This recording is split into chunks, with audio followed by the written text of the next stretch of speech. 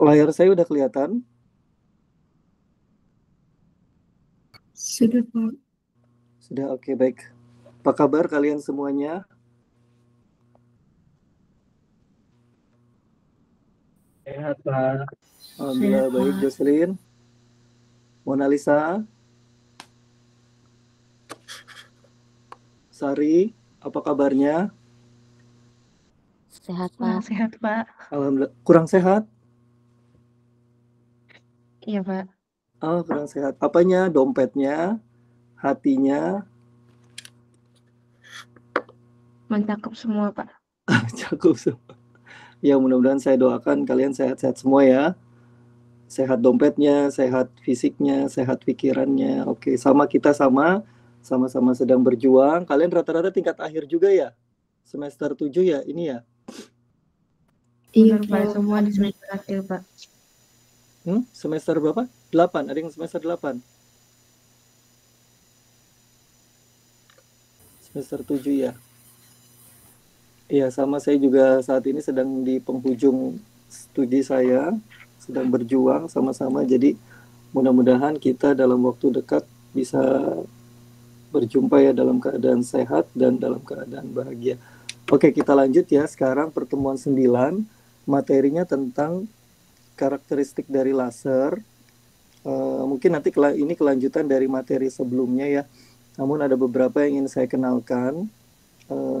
Jadi nanti jika ada yang sama, nggak apa-apa review. Nanti kalau ada yang kalian perlu ditanyakan langsung resen aja atau stop aja, maksudnya dalam arti Pak saya mau nanya, jadi biar kita diskusi aja. Hari ini kita tidak terlalu banyak slide, saya hanya ada 12, juga materinya saya bikin jadi padat dan saya pilih yang penting-penting menurut saya. Ini kita lihat ada 12 ya, ada 12 slide. Jadi saya harap mungkin sekitar jam 10:15 lah sudah selesai. Nanti di sisa waktu tersebut saya berikan waktu kalian untuk berkoordinasi untuk PJBL kita ya. Ya, karena sepertinya hari ini Pak Yusron tidak ada ya, sedang keluar perjalanan dinas mungkin ya, kurang paham saya. Biasanya saya dikontak sebelumnya untuk diingatkan, tapi alhamdulillah saya sudah mempersiapkan materinya. Oke, baik. Ini layar seperti ini cukup besar atau mau diperbesar lagi? Sudah cukup kelihatan sih, Pak. Sudah cukup kelihatan gini aja ya, biar saya bisa lebih enak untuk coret-coretnya juga ya. Oke, baik. Bismillahirrahmanirrahim. Kita mulai. Oke. Yang pertama, saya akan berbicara tentang coherence. Kalian tentunya sudah mengetahui koherensi ya. Sini koherensi. Ketika kita berbicara tentang laser, teknologi laser dan aplikasinya, maka tidak akan lepas dari koherensi.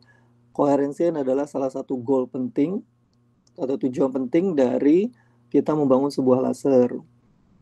Nah, pada intinya, suatu cahaya itu dikatakan coherence, dia pantauannya adalah fasenya. Fase itu mencakupi dia posisinya, bentuk gerakannya, dan sudut pada saat dia merambatnya. Secara sederhananya, jika puncak, peaks-nya, and valley-nya, puncak dan lembahnya itu dalam satu garis. Nih, kalian bisa lihat ya.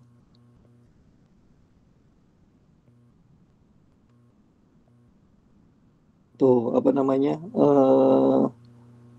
saya pakai yang glitter nih, biar kelihatan nih. This peaks and this valley. Sama ya, puncaknya sama. Untuk kita punya lambda 1, lambda 2, lambda 3, lambda keempat. Oke? Itu sama dia. Nah, ini yang kita sebut sebagai coherence. Jadi dia coherence. Namun coherence itu bisa jadi jika kita punya distance, punya jarak sini, misalkan panjang gitu kan. Bisa jadi coherence hanya terjadi pada titik ini, setelah itu dia tidak coherence lagi di titik sini, kemudian coherence lagi, kemudian coherence lagi. Tergantung kebutuhan kita. Yang pada umumnya yang diinginkan itu dari titik awal, jika kita memulainya dari sini, maka di titik inilah dia berakhir gitu. Maka ada caranya how to maintain, gimana maintainnya koherensi ini. Salah satunya adalah fasenya, intinya fase selama perjalanan, selama dia merambat haruslah sama dalam bentuk panjang gelombangnya, ya.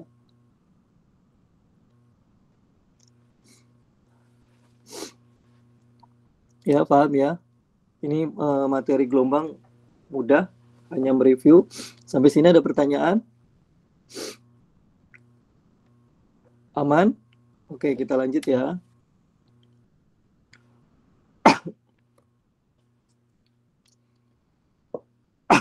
Masih dalam coherence. Masih dalam ini coherence. Ya, sekarang kita menuju apa yang disebut sebagai coherence pada cahaya laser. Foton-foton yang diproduksi stimulated emission dalam hal ini untuk laser, maka dia umumnya tidak perfectly identical. Jadi tidak perfect sama dengan yang original. Jadi dia sulit untuk langsung sama dengan yang original sumbernya. Misalkan sumbernya datang dengan panjang gelombang 761 nanometer dengan fasanya 45 derajat. Ketika dia memproduksi foton yang dengan panjang gelombang yang umumnya itu sedikit berbeda atau bahkan berbeda jauh. Namun panjang gelombangnya bisa kita katakan slightly differ, jadi sedikit dia mencong dikit lah. Nah, untuk itu kita bisa membuatnya dia ngedrift, kita atur agar kita pandu agar si gelombang itu sama dengan origin atau sesuai dengan fase yang kita inginkan. Nah, yang menyebabkan koherensi itu ada beberapa hal. Ini adalah fluktuasi dari laser tersebut. Lasernya misalkan dayanya tadinya 100, kemudian turun jadi 80, naik lagi 90. Jadi tidak konsisten dalam memproduksi daya laser. Itu akibat dari perubahan suhu, thermal gradients.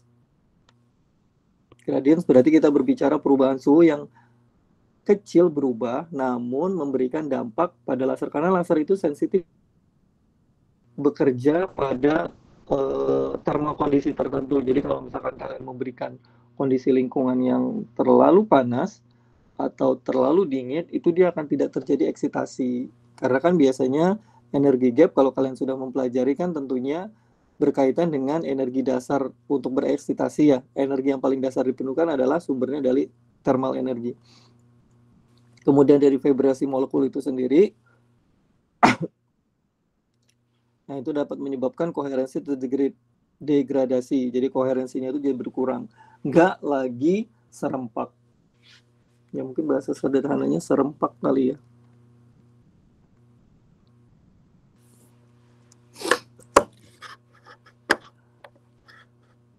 Gimana sampai sini? So far so good. Kalau ada yang ingin dijelaskan lebih dalam lagi atau ditanya silakan ya. Sebentar saya sambil membuka.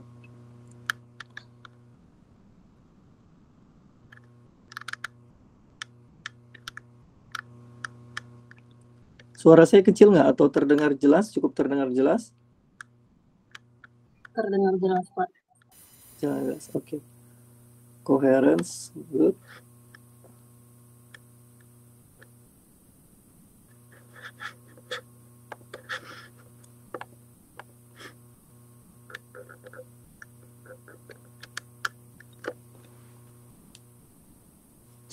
Ya, ini yang saya hitam-hitamkan ini.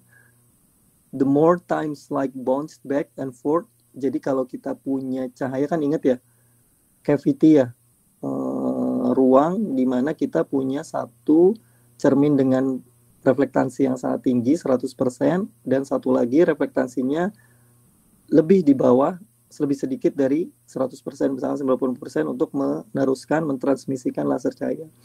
Semakin banyak mereka terpantul-pantul, itu justru membuat cahaya semakin koheren, karena mereka akan saling membentuk dirinya sendiri untuk satu fase. Tapi syaratnya itu dia dipantul-pantul. Jadi dia semakin pantul-pantulnya banyak, lama-kelamaan tersusunnya jadi lebih rapih. Itu naturalnya laser. Oke. Nah, kemudian justru malah yang high gain laser, yang laser yang tiba-tiba memiliki penguatan yang tinggi, dia koherennya kecil. Karena kenapa? Karena apa? Karena fotonnya hanya membuat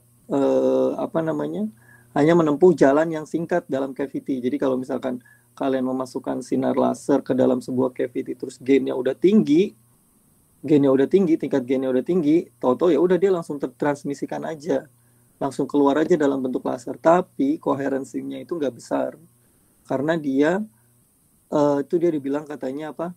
A few round trip. Jadi hanya sedikit bounce and back-nya, loncat back and forth-nya, bolak-baliknya sedikit. Jadi waktu untuk dia membentuknya itu belum banyak, sehingga koherensinya belum sempurna. Kemudian karena gainnya, penguatannya sudah terlalu tinggi, sehingga dia keluar aja, intensitasnya kan tinggi. Oke, itu poin yang kedua. Tadi yang poin pertama, ingat-ingat, semakin banyak pantul-pantulannya ya, dia akan cenderung lebih koheren. Yang kedua, kalau dia sedikit pantulannya karena gainnya sudah besar, maka dia cenderung tidak koheren, kurang koheren. Dan yang ketiga, ketika laser berosilasi satu longitudinal, kalau kalian tahu kayak gini kan ya, dia cuman gini aja nih, single gitu aja, bolak-balik di sini aja ya, dalam satu mode. Ini mode yang pertama, dia bilang kata narrower wavelength, panjang gelombangnya cenderung lebih pendek ya. Kalau cuma satu, panjang gelombangnya tentu lebih pendek. Nah, ini lebih memungkinkan untuk menjadi koheren.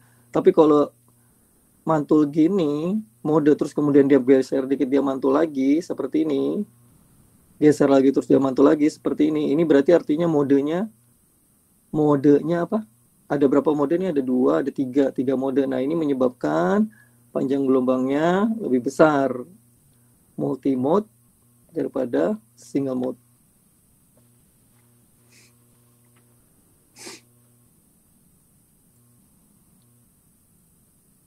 Nah, ini lebih coherence. Yang single berarti yang single ini justru dia lebih more coherence. Jadi kita memerlukan satu mode aja, satu jalur atau satu bentukan panjang gelombang. Terus-terusan berulang. Nah, disitulah nanti kita akan menjadi coherence.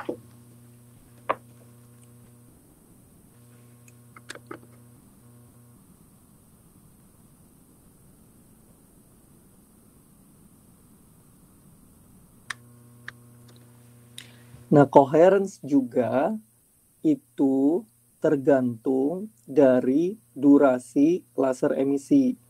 Nah, ternyata waktu untuk durasinya emisi yang terjadi itu mempengaruhi juga koherensi. Nah, kemudian nanti disebutkan juga ada uncertainty principle, prinsip ketidakpastian ya, menyebabkan juga terbentuknya pulsa yang terputus-putus atau terkontinu. Itu juga bisa menyebabkan berpengaruh terhadap koherensi dari laser yang dihasilkan. Oke, tuh pada intinya itu. Ada 3 poin ini, 1, 2, 3. Nanti ingat-ingat ya, mungkin bisa saya tanyakan.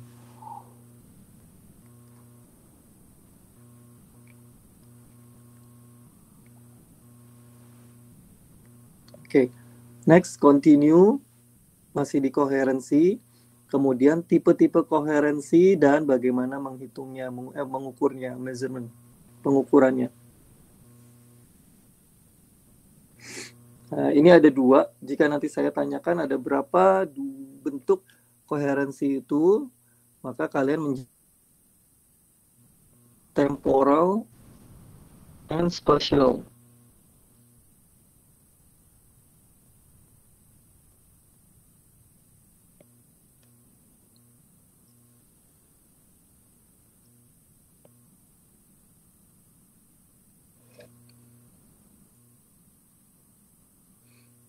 Kalau temporal ini apa, Nadia? Mungkin berkaitan dengan waktunya, Pak. Ya, time, waktu. Kalau spasial, Mona Lisa?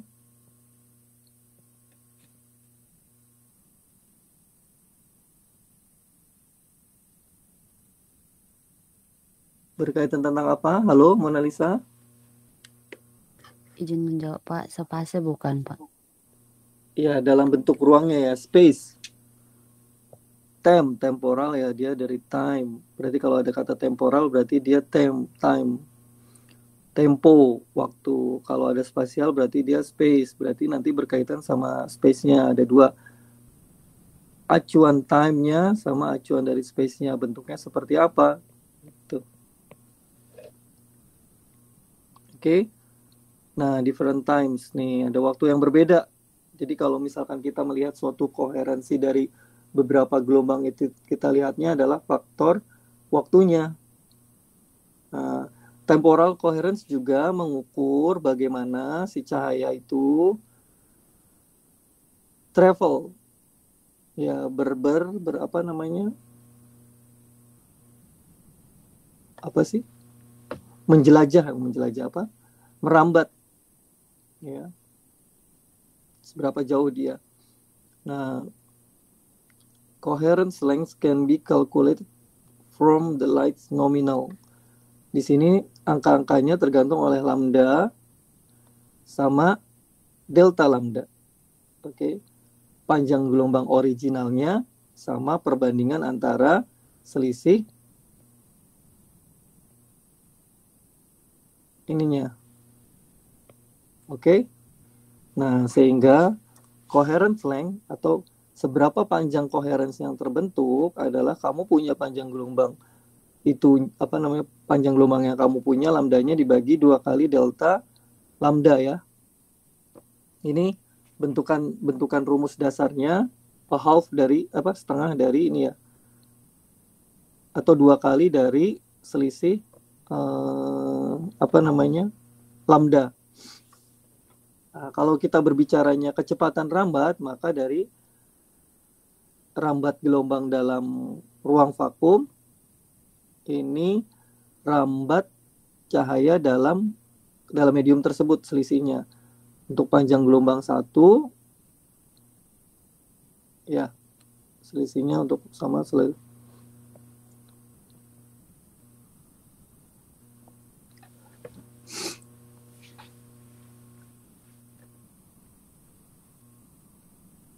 ya, temporal and spatial. Nah, di lain sisi, spatial coherence itu adalah di cakupannya ada area yang melingkupi apa namanya,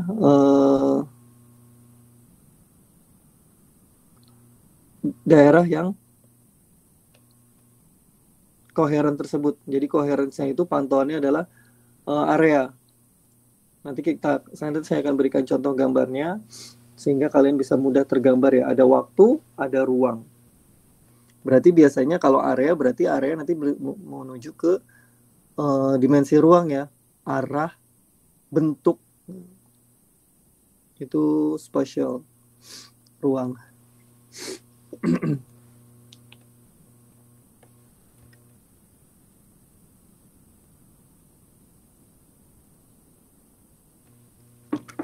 Gimana sampai sini? Ada pertanyaan?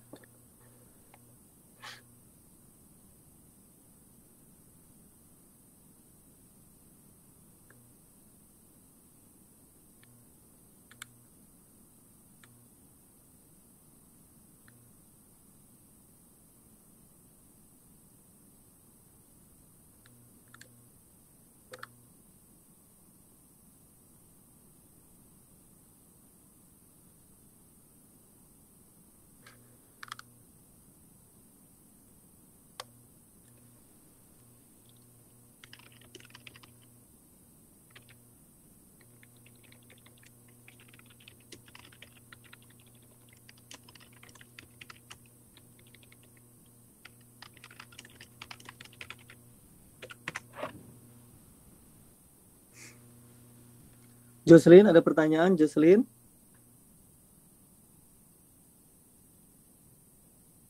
Tidak ada, Pak. Tidak ada. Oke, kita lanjut ya. Sekarang saya nunjukin gambarnya. Coba lihat, kalian perhatikan baik-baik. Ini kita punya light bulb, cahaya biasa, neon, lampu biasa. Semua arahnya non koheren ya, kemana-mana ya, berantakan. Untuk dioda, lampu dioda sini juga sama, tapi dia lebih agak mending ya, agak mending. Nah, sedangkan laser pointer dia monokromatik dan koheren.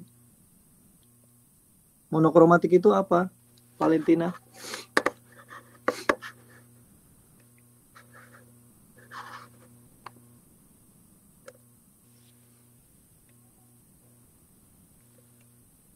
Halo, Valentina?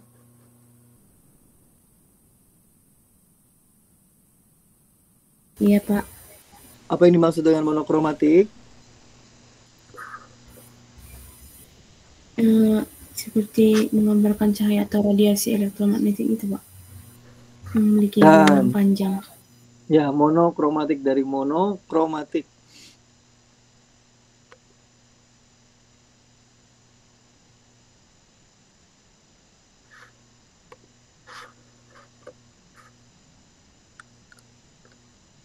Ada yang tahu monokromatik?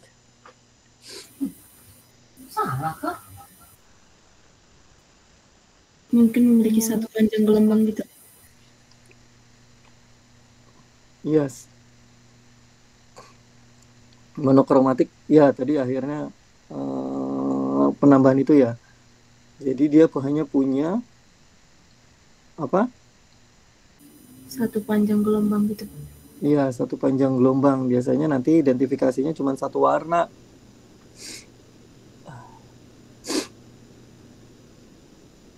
Ya, jadi hati-hati dibedakan sama polikromatik dan monokromatik. Oke. Selanjutnya apa itu? Saya udah ada 4 jenis gambar ya. Ada 4 jenis gambar. Itu ada, lihat, yang paling pertama ini dia yang kita inginkan ya. Spasial sama temporalnya coherence.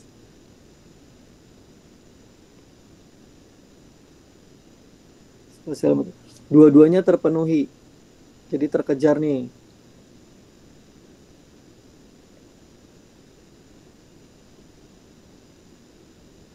Oke. Nah, kalau yang ini temporalnya coherence, tapi spasialnya tidak. Kalian bisa bedakan nggak?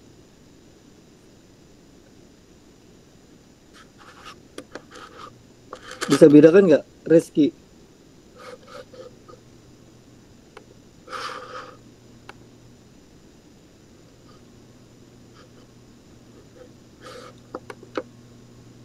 Temporalnya coherence, spasialnya incoherence. Bisa bedakan nggak?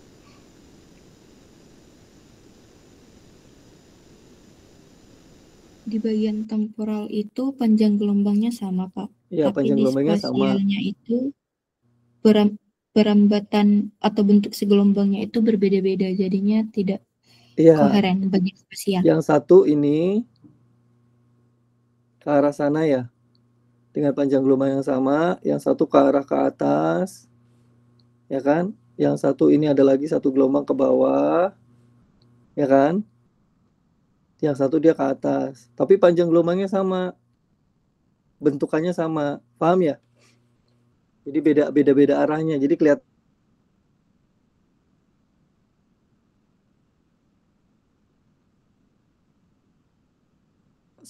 coherence, spasialnya coherence, tapi temporalnya incoherence. Kalian bisa lihat bedanya apa?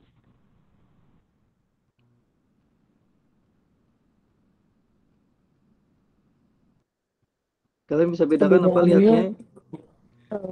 di spasialnya untuk arahnya itu sama Pak, tetapi untuk temporal di waktunya, maksudnya gelombangnya itu nggak sama di waktu yang sama gitu Pak. Jadi ada Iya, yang dia merambatnya panjang, ada yang pendek gitu. iya, betul. Betul ya, intinya dia searah, pertama arahnya sama kan? Tuh semuanya mengarah ke satu titik, namun dia beda-beda. Pun area-area yang dilingkupinya, misalkan yang pertama ini ada 4, hampir sebanding area yang panjang gelombang kedua, gitu, areanya sama, gitu ya. Tapi dia beda-beda, lambdanya lambda 1, lambda 2, lambda 3 berbeda-beda. Oke. Nah, sekarang we have both, dua-duanya not spatial, not temporal, dua-duanya. Nah, ini ngaco-ngaco kemana-mana tuh. Udah mah beda, arahnya juga beda, waktunya juga beda. Sekarang lebih jelas ya. Oke. Spatial coherence sama temporal coherence. Ya Rizky, jelas ya Rizky ya?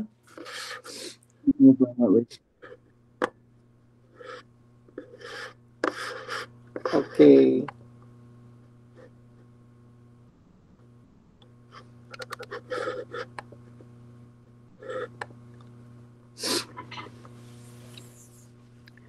Oke, selanjutnya.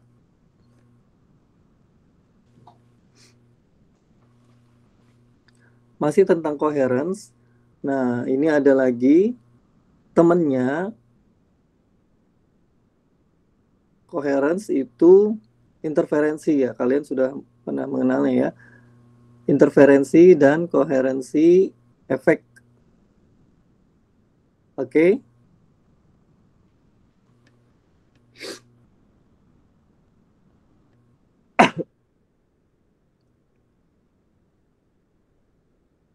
Nah, apa yang kalian ketahui tentang interferensi, Maria?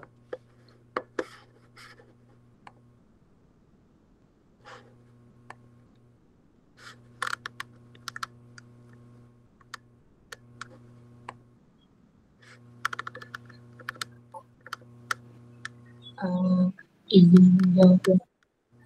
Tahu saya interferensi ini perpaduan dua gelombang gitu. Pertemuan antara dua. Ya, ada kata perpaduannya. Boleh. Siapa lagi? Kok cuman Rizky, Nadia, Sari, Maria, Valentina, Mona Lisa, Jocelyn ya? Siapa lagi sih? Mahasiswa kita? Udah ya? 9 ya tuh? 2, 3, 4, Yulita Pak. 6, 7. Siapa yang tidak masuk? Yulita Sari Pak. Oh iya, Yulita. Tadi yang WA saya bukan biasanya Yulita ya? Oh, Nadia ya? Yulita. Kemana dia? Lagi sakit Pak dia Pak. Oh, syafa'allah. Siapa lagi?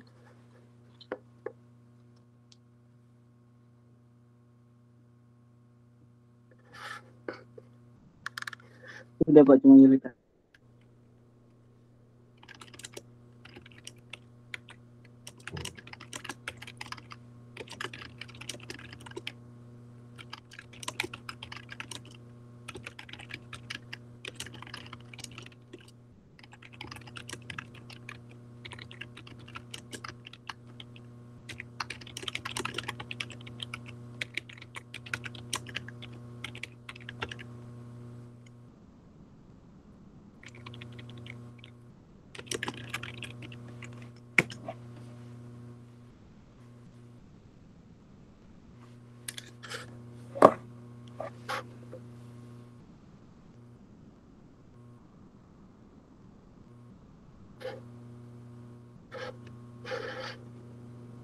Oke, ya.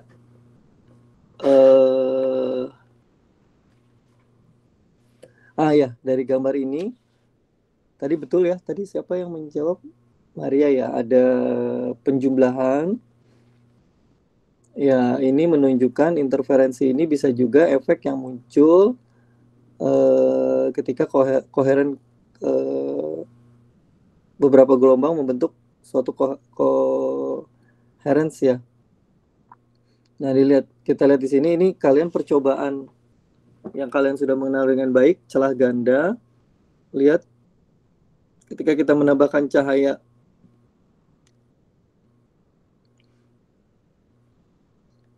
dengan beberapa sumber ya. Nah, ini derajat dari koherensinya membentuk derajat koherensi dalam hal ini misalkan lebih berkurang koherensitasnya ketika digabung dia membentuk sebuah pola terang, garis terang dan gelapnya. Ini yang pertama ada gelombang yang datang ini koherensinya dia datang nih. Dia datang terus kemudian di sini di split, kemudian memunculkan lagi suatu gelombang ya. Suatu gelombang yang masing-masing mungkin koheren ya, sama-sama koheren. Kemudian nanti pada titik tertentu dia di layar memunculkan pola apa? Pola difraksi ya. Di sini nanti apa kalau biasanya kalau kalian gambarkan ada garis terang, garis gelap, garis terang, garis gelap ya. Jika panjang gelombang itu nanti bertemunya pada saling berlawanan, puncak ketemu dengan lembah, maka saling menghilangkan. Ya, di atas adalah gambar dari double slit eksperimen di mana dua sumber coherence, ini sumber coherence pertama. Jadi kita punya gelombang-gelombang yang satu coherence di grup satu coherence kedua. Nah, curve-nya ini, cekungannya ini menunjukkan wavefront, muka gelombang. Muka gelombang itu biasanya kelihatan bagian kalau dilihat dari atas ya. Kita kan kalau dilihat di atas air kan seperti airnya kayak agak muncul ke atas gitu kan, ke bawah muncul ke atas, ke bawah seperti itu. Nah, itu jadi dengan bergabungnya dua coherence atau lebih, dia bisa membentuk interferensi. Ya, nanti ada muncul terang gelap.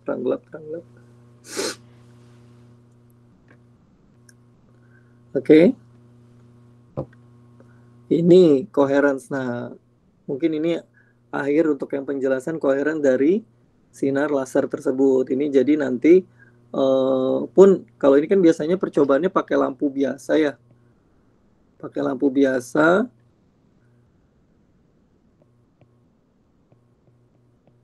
Atau bisa juga nanti pakai laser. Laser pun bisa digabungkan dari dua. Kemudian nanti dia pada titik tertentu dia saling bertubuhkan, kemudian nanti membentukkan garis terang dan garis gelap.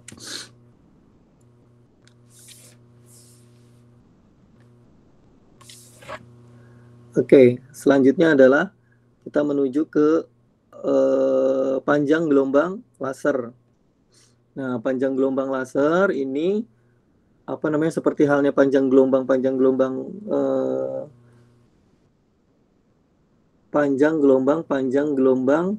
yang telah kalian pelajari sebelumnya. Nanti ada lebar, bandwidth atau pita spektrum ya. Dan penguatan. Nah, bandwidth atau lebar pita itu dapat dihitung dengan dua cara. Yang pertama, bagaimana penguatan dari laser transisi itu bervariasi terhadap panjang gelombang.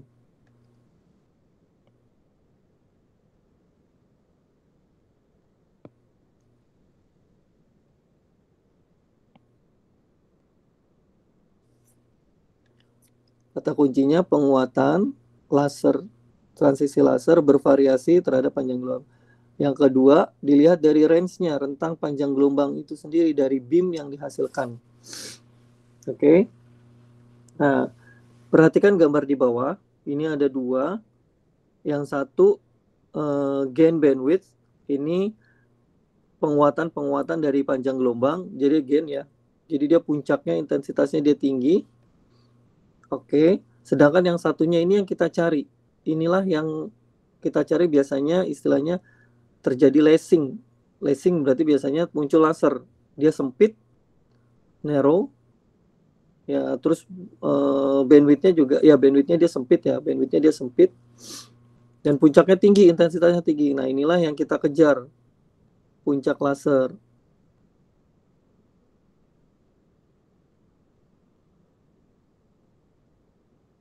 ya. Biasanya kalau yang ini yang kedua, ini belum terjadi laser, dari penguatan biasa aja. Kalau ketika biasanya kalau dalam suatu gambar, misalkan kalau kalian eksperimen, biasanya gini nih nanti. Misalkan kalian ada suatu laser, terus ada fotodetektor, nanti dia gini. Di sini intensitasnya ya, gini. Terus kemudian muncul kecil, nah gini. Nah ini lasiknya di sini. Tapi umumnya kalau laser yang bagus, dia seperti ini biasanya gambarnya.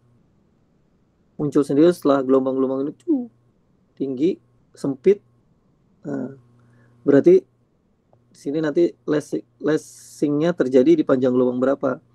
Misalkan 761 nanometer oksigen. Oh ya udah berarti 761 pada panjang gelombang 761 terjadi lashing intensitas yang tinggi. Seperti itu. Ini nanti susah dalam hal ini. Kalian harus mencari.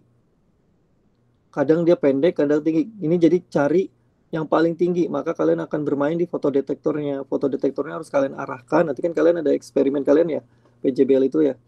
Cari agar arusnya maksimum. Nah, digeser-geser. Jadi kalau kalian set suatu respon detektor, ini ada sinar lasernya, harus benar-benar tepat kena di ininya, di pusat fotodetektornya sehingga dia bisa maksimum. Kalau kalian bergeser-geser, maka dia akan turun, nggak terlalu tinggi, mungkin tingginya segini, gitu ya. Harus mencari posisi yang paling tepat.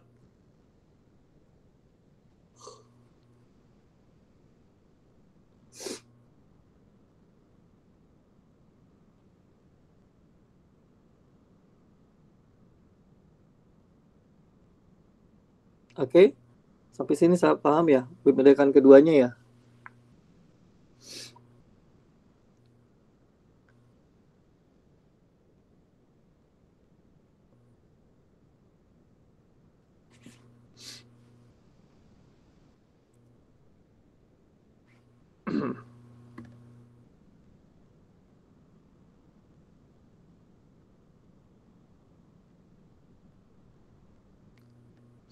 Ada pertanyaan, Nadia? Belum ada, Pak. Belum ada. Sejauh ini aman? Masih aman, Pak.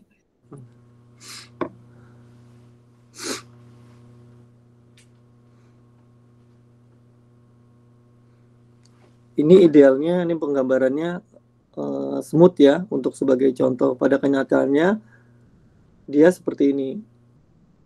Gitu. Banyak noise kecil gitu, noise kecil. Noise itu apa sih? Sinyal-sinyal yang kita tidak suka ya, tidak inginkan, terus kemudian sisanya muncul racing. Semakin lurus, semakin kamu cuman punya satu gaya garis gini, wah ini berarti mantep nih, berarti itu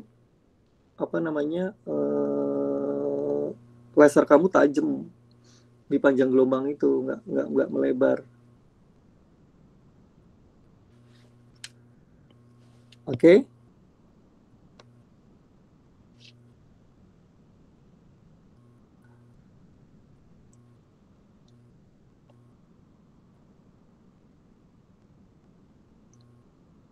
Kalian udah sarapan belum? Kok sarapan? Apa? Makan siang? Belum, Pak. Atau puasa? Belum kenapa? Karena nggak sempet? Atau gimana, kan udah mau jam 2 nih.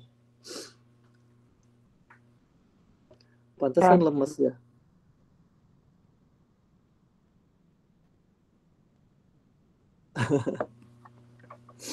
Oke, nggak apa. Kita lanjut ya. Wah, sedikit lagi nih.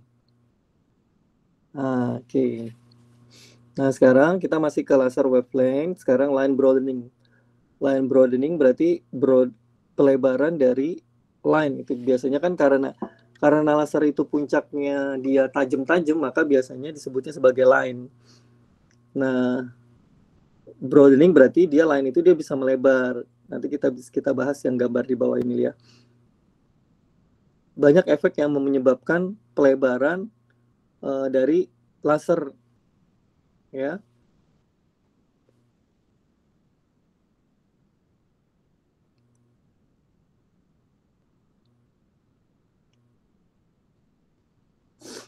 Nah, apa yang menyebabkan gerakan acak dari atom-atomnya secara yang continuing, yang terus berlanjut di dalam atom gas, itu menyebabkan shifting atau bergesernya panjang gelombang, nilai panjang gelombang. Nah, ini bisa disebut sebagai Doppler effect. Efek Doppler. Kalau kalian Doppler effect tidak hanya di bunyi, tapi juga di cahaya. Kalau kalian misalkan ngelihat apa sih rona-rona pergeseran panjang gelombang ya, misalkan pergeseran merah, jadi yang tadinya warna merah pekat bergeser sampai merah yang merah muda gitu kan. Nah, itu dia efek dari yaitu Doppler effect, itu shift panjang gelombang yang bergeser. Nah, pelebaran, jadi pada kenyataannya itu kan kita pinginnya tajam nih kan lasernya ya. Kita inginnya lasernya itu kan tajam kan, seperti ini ya, tajam gitu kan. Tapi ternyata nggak sesuai dengan harapan kita, dia broader, lebih lebar gitu, lebih lebar. Nah, apa saja menyebabkan? Tadi akibat tumbukan-tumbukan dari molekul atau gerakan acak sehingga menyebabkan panjang gelombangnya bergeser. Eksitasinya memunculkan panjang gelombang yang kita tidak inginkan. Nah, juga, nah ini dia tuh kan, interaksi atom eksitasi dengan tetangganya di dalam gas, tumbukan di antara atom dan molekul menyebabkan pelebaran. Ya,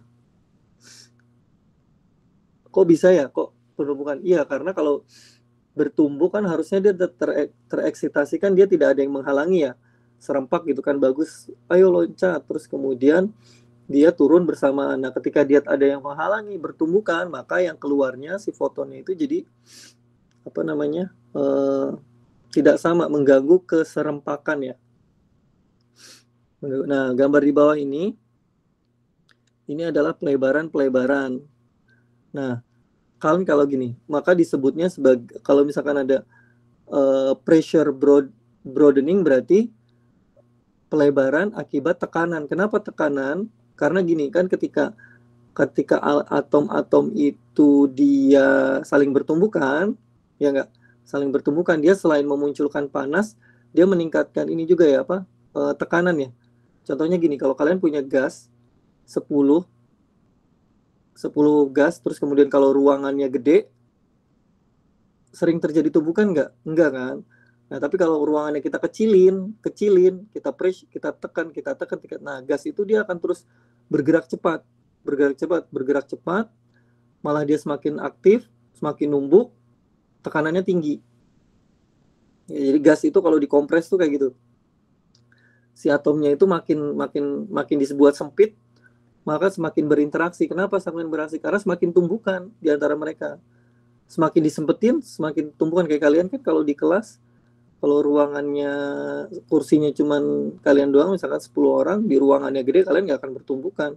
Coba kalau dimasukin di dalam kamar mandi, 10 orang gitu kan, atau ruang sempit, ya pasti kalian nempel di antara kalian kan, gerah gitu kan.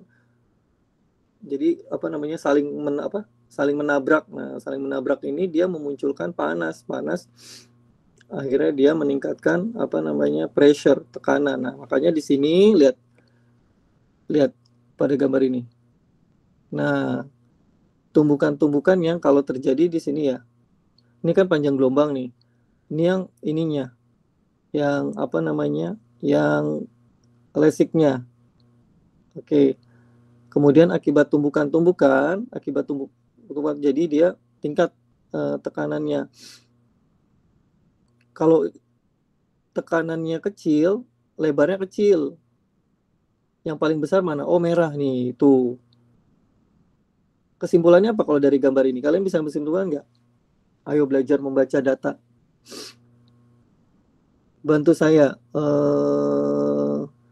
Jocelyn. Ini artinya apa berarti?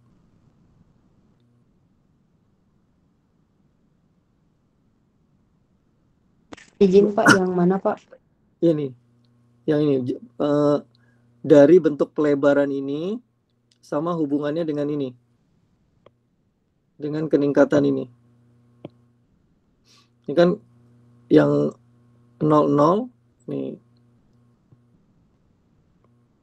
Bagus nih datanya. Ini kan kecil, gede, semakin gede kan? Tekanannya berarti semakin besar kan? Nah, ini yang hijau, ini hijau ya. Ini coklat, kelihatan nggak kalian ya? Ini yang pertama coklat.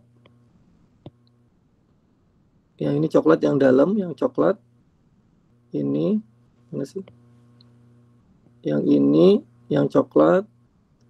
Hijau ada yang di sini. Ini hijau di tengah-tengah. Dan paling atas adalah ini, paling luar. Nah, itu apa maknanya? Ada yang bisa tahu saya nggak? Semakin tinggi tekanannya, maka pelebarannya juga akan semakin line burningnya juga semakin lebar gitu. Oh ya, ya betul. Jadi kalau kita berarti artinya apa? Berarti di dalam situ, di dalam misalkan eksitasi atom-atomnya itu saling tumbukan ya, saling tumbukan tinggi, gede, akhirnya menyebabkan pressure-nya jadi tinggi. Ketika pressure-nya tinggi, menyebabkan dia nggak jadi lagi line, dia jadi broader, lebih lebar gitu ya. Jadi, nah dari gambar sini bisa juga nanti salah satu ujiannya nih bagus. Berarti semakin besar tekanannya, maka broadeningnya semakin lebar. Ya, nah ini juga, ini bagus nih salah penyajian data ini. Absorbansnya berarti penyerapannya. Berarti kita kan ingin mendapat. Nah void ini hanya fit ya. Teoretikan kalau kalian tahu ada Gaussian, ada Lorentzian, ada void. Void ini berarti lebih cekung seperti ini. Nah ini yang data satunya kita pakai Lorentzian. FWHM nanti saya jelaskan. Ini linearitas, artinya lebar dari Lorentzian itu apa nih? Artinya kalau gambar ini artinya apa? Ada yang bisa bantu saya nggak? Pressure-nya dia naik ya, increase. Lebar Lorentziannya juga naik. Nah, ini artinya apa? Sama, ketika pressure-nya, tekanannya dia naik, maka lebar dari Lorentzian, kalau ini kan pakainya void, kalau ini pakainya Lorentzian, hanya bentuk lonceng aja. Kan kurva lonceng itu ada banyak, ada Gaussian, ada Lorentzian, ada void ya. Nah, hampir bagus nih. Sempurna bahkan ini titik-titiknya ini.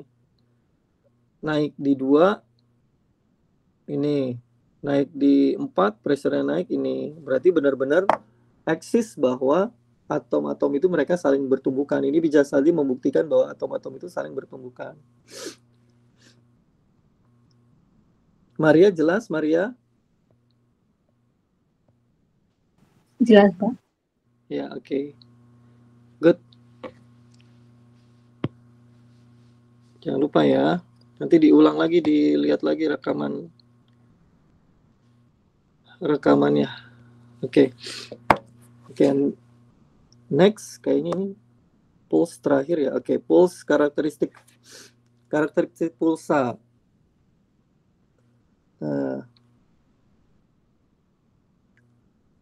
Seperti halnya panjang gelombang dan level kekuatan dari laser, durasi dari emisi laser itu penting untuk aplikasi laser. Laser itu dia ada 2 kategorinya, pulse, yang kemarin saya udah sempat cerita juga, pulse, detupan-detupan, sama laser kontinu.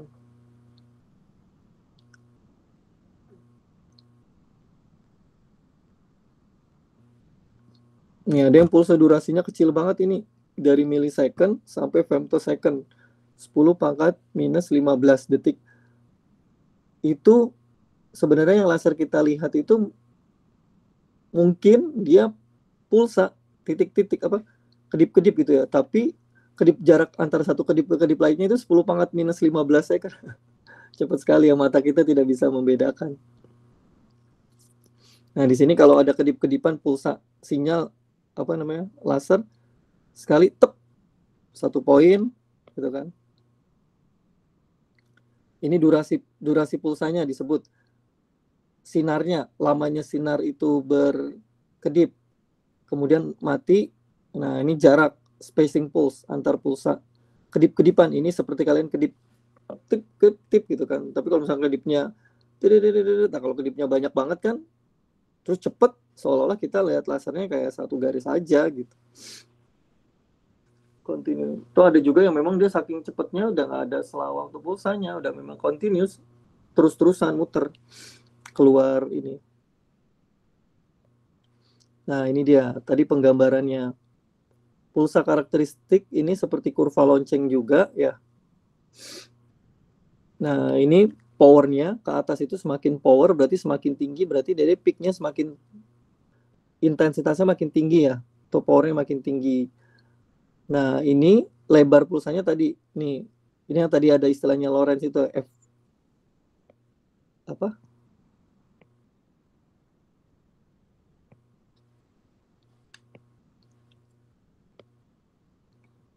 Full width at half maximum. Nah, ini lebar. 50% dari tinggian pulsa. Ya, ini sisi 90%-nya.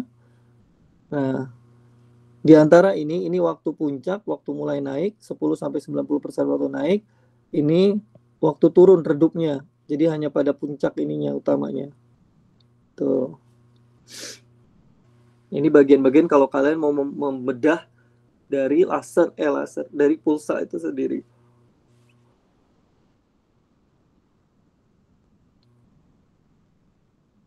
Oke ya. Jadi apa itu FWHM? Rizky?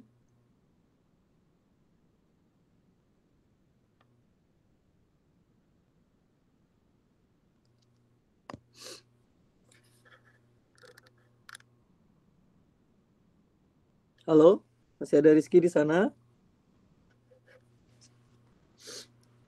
Terima kasih Pak. Apa tadi Pak FWHM itu Pak? FWHM itu apa jadinya tadi? Dia kayak ukuran lebar dari satu puncak gelombang itu. Iya, 50% dari ketinggian. Ini FWHM nih.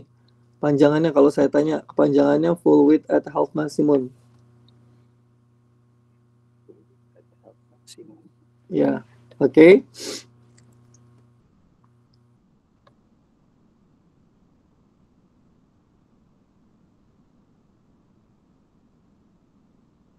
Oke, ini selanjutnya. Kemudian, nah di sini ada limit, ada batasan durasi pulsa sama lebarnya.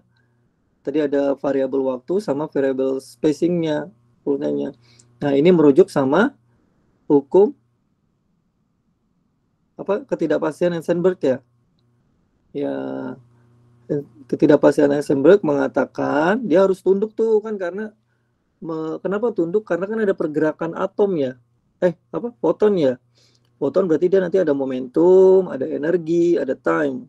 Nah, produk atau perkalian dari durasi atau waktu dengan panjang gelombang range wavelength hanya bisa memenuhi minimal pada angka tertentu.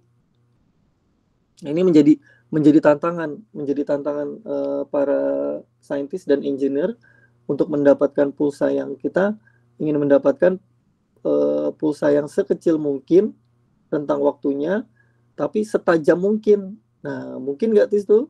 Mungkin aja, tapi ada batasannya karena dia harus tunduk terhadap hukum Heisenberg ya.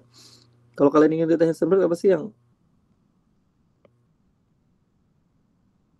ini ya? E delta T ini ya harus lebih kecil dari suatu gini ya? Iya Pak. Ya, kurang lebih seperti ini. Ini ada time-nya, durasinya. Ini lebar wavelength-nya bergantung juga sama energinya. Nah, ini berarti bahwa jika kamu menginginkan pulsa yang sangat lebar, bandwidth yang sangat lebar untuk memproduksi pulsa yang sangat pendek, nah, lebar pendek.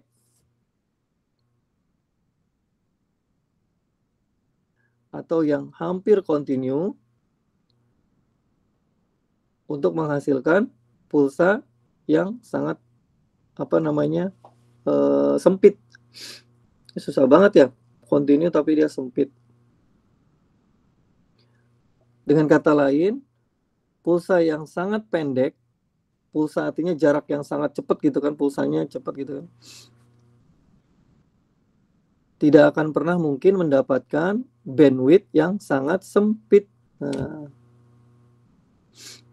kalau kamu mau jarak antar pulsanya itu pendek banget, segini gitu ya, kan perlu gini. Nah, maka kamu ininya harus lebar. Itu susah banget kalau kamu kayak gini nih. Nah,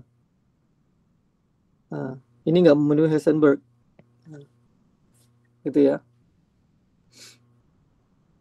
Karena apa? Karena perhitungan kedua lokasi dan energi foton at the same time. Ya. Perhitungan waktu dan energi dalam waktu-waktu itu harus memenuhi angka tertentu, batas tertentu. Nah, ini menarik untuk pada produksi laser berapa. Nah, para eksperimen, para saintis telah membuktikan, nanti angkanya terakhir saya munculkan. Nah, ini disebut sebagai transform limit transform. Transform berarti bentukan ya.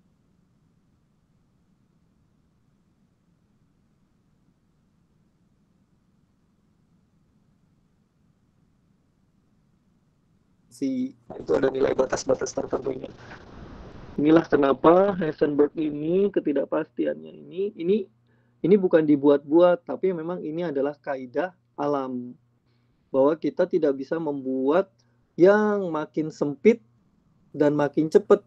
Nah, makanya tantangannya dulu yang terbaru itu kan femtosecond. Nah, femtosecond itu juga harus direkayasa sedemikian rupa sehingga membuat yang sempit mungkin dan secepat mungkin. Itu teknologinya semakin berpacu. Mereka akhirnya siapa yang berhasil sampai tujuan tersebut, tapi nggak akan mungkin melewati nilai batas dari koefisien yang ditentukan hasil alamiahnya perhitungan. Berapa itu? Nah, inilah our the last slide. Nah, ini dia. Dari waktu delta V ini rentang hertznya, width-nya, bandwidth-nya biasanya dalam bentuk frekuensi, sama waktunya 0,441. Ini saya belum explore lagi ya, nilai eksperimennya lebih jauh lagi, tapi kamu terima aja dulu, nanti kita coba. Kalian juga bisa explore lagi. Ini 0,441, ini hampir setengah ya, setengah 50% dari produk perkalian delta V.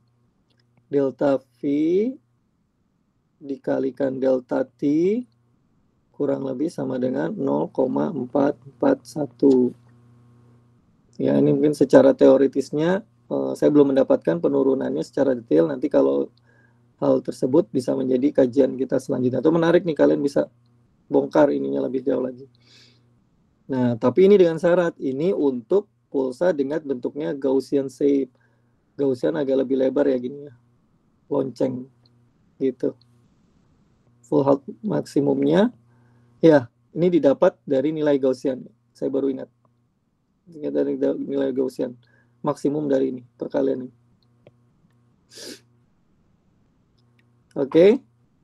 Nah, untuk mendapatkan ini sama broad bandwidth to generate short pulse. Jika kalian ingin mencarinya variabel waktu lebih pendek, short time-nya, maka ada nilai batas lebar yang kalian akan dapatkan gitu. Kalian maunya 10⁻15 detik, maka ini ada maksimumnya. Berapa frekuensi yang kalian bisa dapatkan ketika ini dibagi sama itu adalah broad maksimum. Coba aja misalkan 0,441 dibagi delta V. Berarti delta V yang kalian bisa dapatkan berapa pelebarannya? 0,441 dibagi 10⁻15. Nanti soalnya bisa seperti itu ya. Berapa pelebaran maksimum yang dapat kalian dapatkan ketika kalian menginginkan pulsa dengan rentang waktu 10 femtosecond. Bisa ngitungnya ya, Jocelyn?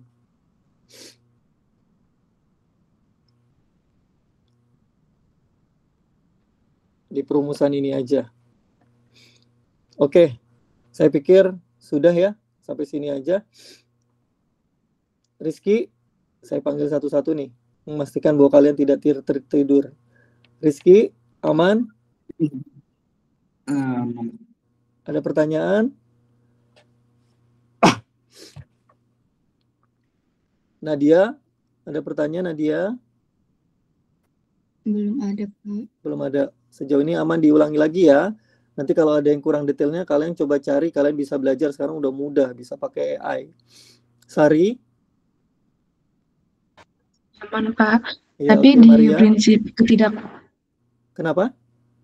mau nanya Pak, di prinsip ketidakpastian tadi memang lebih kecil ya Pak, bukan lebih besar. Lebih kecil, lebih besar ya? Oh, yang ini ya? Iya Pak, di prinsip yang ini Pak. Lupa saya. Cek lagi aja ya. Tapi pada intinya tidak boleh lebih dari ini ya. Nanti dicek lagi aja ya. Seperti Baik, ini Pak. gitu. Lebih dari sama dengan, kalau lebih dari sama dengan nanti bisa gede banget dong dari ini. Lebih kecil sih memang, Lebih kecil dari kan? alat Artinya dinilai itu atau lebih kecil dari nilai ini kan. Nanti kalau lebih gede, nanti nilainya bisa lebih dari 6,6 kali 10 pangkat minus 34 itu kan ya. Ya kan? Ya oke. Gak apa-apa. Terima kasih Sari, jadi mengingatkan saya. Maria, aman? Aman, Pak. Oke, Valen? Aman, Pak. Oke, Mona Lisa?